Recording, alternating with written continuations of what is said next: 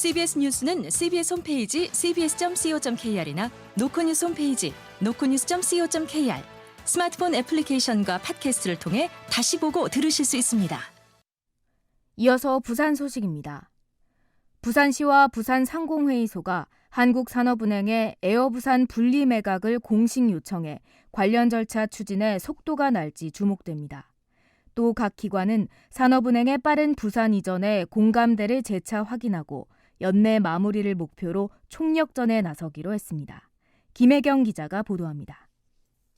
박형준 부산시장과 장인화 부산상의 회장은 오늘 부산상의에서 강석훈 산업은행 회장에게 에어부산 분리매각 공동건의문을 공식적으로 전달했습니다. 건의문에는 에어부산을 분리매각해 지역 거점 항공사로 육성할 수 있도록 지원해달라는 내용이 담겼습니다. 이에 대해 강 회장은 아시아나와 대한항공의 결합심사 진행 상황을 살펴보고 신중하게 검토하겠다며 다소 원론적인 답변을 한 것으로 전해졌습니다. 또 부산시와 산업은행은 오늘 상의홀에서 지역 산업정책과 정책금융 역할을 주제로 세미나를 열고 산업은행의 빠른 부산 이전 방침을 재차 확인했습니다. 박형준 부산시장은 사실상 민주당의 협조가 마지막 과제라며 부울경을 또 다른 경제축으로 삼아야 국토 균형 발전을 이룰 수 있다고 강조했습니다. 박 시장입니다. 이곳에 오면 2만 건의 풍부한 강력한 잠재력을 갖고 있는 제조, 이 신산업 육성을 위한 정책금융기관으로서의 배기 역할을 할 수 있습니다.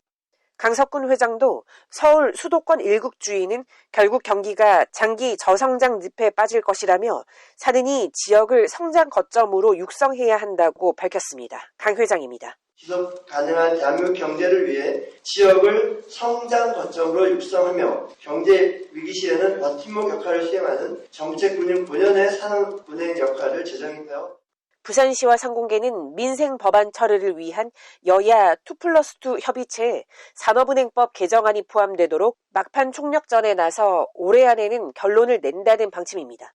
CBS 뉴스 김혜경입니다. 제22대 총선 예비후보 등록 첫날, 더불어민주당 부산지역 총선 출마 예정자들이 한데 모여 사생결단의 각오로 총선에 임하겠다고 선언했습니다. 박진홍 기자의 보도입니다.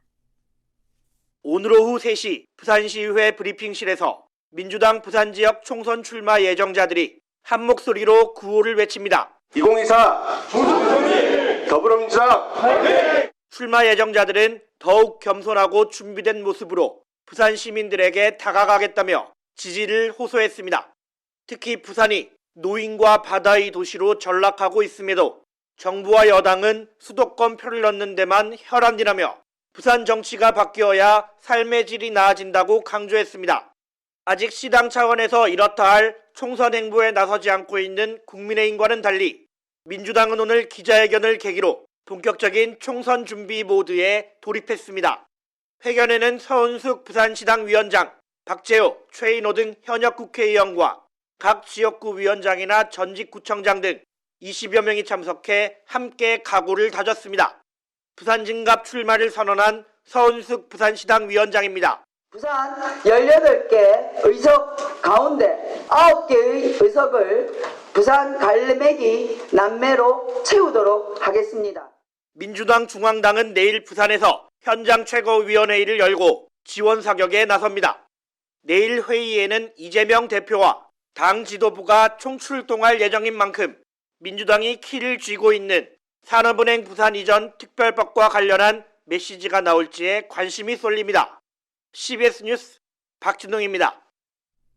제22대 총선 예비후보 등록 첫날인 오늘 부산 동래구와 금정구, 해운대갑과 서동구 지역에서 국민의힘 예비후보들의 출마 선언이 잇따랐습니다. 동래구에서는 제20대 대통령직 인수위원회 자문위원을 지낸 법무법인 우람의 권영문 변호사가 도전장을 냈고, 금정구에서는 지난 총선에서 공천을 받았다가 돌연 취소돼 논란을 빚었던 김종천 부산가톨릭대 교수가 출마를 선언했습니다. 하태경 의원이 떠난 해운대갑에서는 박지형 변호사가 지역 토박이를 강조하고 나섰으며, 서동구에서는 곽규택 법무법인 친구 변호사가 이 지역에서만 3번째 도전장을 냈습니다. 정부 사업에 실제 일하지 않는 유령 직원을 등재해 국가 보조금 수십억 원을 빼돌린 업체 관계자들과 브로커가 경찰에 붙잡혔습니다. 보도에 정혜린 기자입니다. 부산 해운대구에 있는 소프트웨어 개발업체 A사는 2020년부터 2년 동안 모두 19건의 정부 과제 사업을 수행했습니다. 사업을 위해 120여 명의 청년을 고용했다며 정부로부터 인건비 등 명목으로 41억 원 상당을 지원받았습니다. 하지만 A업체에서 실제로 근무한 직원은 단 10여 명. A업체가 고용했다던 120여 명은 실제로 일한 적이 없는 유령 직원이었습니다. 국가 보조금을 노리고 명의만 빌려 가짜 직원 명단을 만든 뒤 정부가 지원하는 인건비 수십억 원을 부정수급한 겁니다. 또한 모 구청 공무원에게 정부 과제 사업을 따내는 데 필요한 서류를 받고 대가로 가족들을 고용해 급여 6,800만 원을 지급하기도 했습니다. 부산경찰청 관계자입니다. 피의자들은 청년 일자리 관련 사업이 국고 보조금이 잘 지급된다는 허점을 노려서 범행을 하였습니다. 코로나19 대유행 기간 어려운 영세업체를 지원하기 위한 정부 지원 제도를 악용한 사례도 적발됐습니다. 브로커 B씨는 지난 2020년 헬스장 등 코로나로 운영이 어려운 영세업체들에 접근해 정부 보조금을 부정수급하는 수법을 알려주고 수수료로 1억 5천만 원을 받아챙겼습니다. 영세업자들은 청년을 채용하면 인건비를 지원해주는 제도를 악용해 직원을 채용한 것처럼 서류를 조작한 뒤 지원금 13억 7천만 원 상당을 부정수급했습니다. 부산경찰청은 보조금관리법 위반 등의 혐의로 A업체 대표와 회장, 브로커 B씨를 구속하고 영세업자 등 42명을 불구속 입건했습니다. CBS 뉴스 정혜린입니다. 부산에 결혼한 지 5년이 되지 않은 신혼부부가 1년 만에 4천 쌍이 줄어들었고 초혼 신혼부부 중 자녀가 없는 부부도 절반에 가까운 것으로 나타났습니다. 통계청이 발표한 2022년 신혼부부 통계에 따르면 지난해 기준 부산에는 초혼과 재혼을 포함한 신혼부부가 모두 5만 8,215쌍으로 전년도보다 4,216쌍이 줄어들었습니다. 부산의 초혼 신혼부부 자녀 수는 0.65명에 불과했으며 자녀가 없는 경우가 45.7%로 절반에 가까웠고 자녀가 2명 이상인 경우는 10.1%에 그쳤습니다.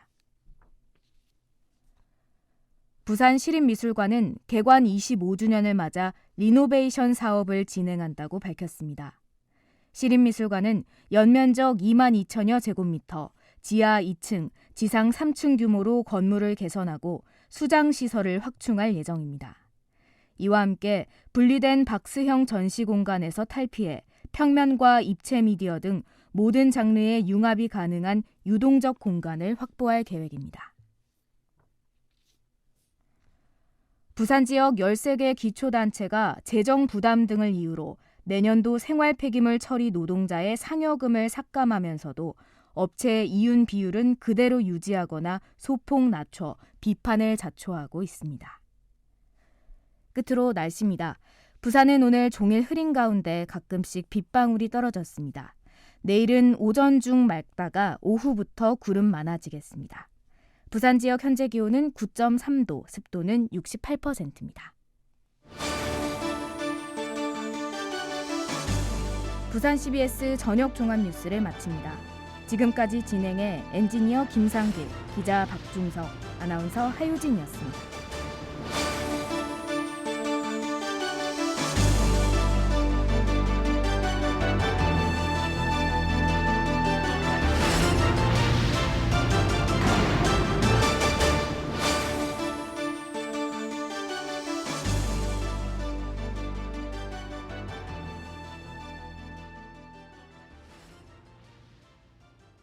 CBS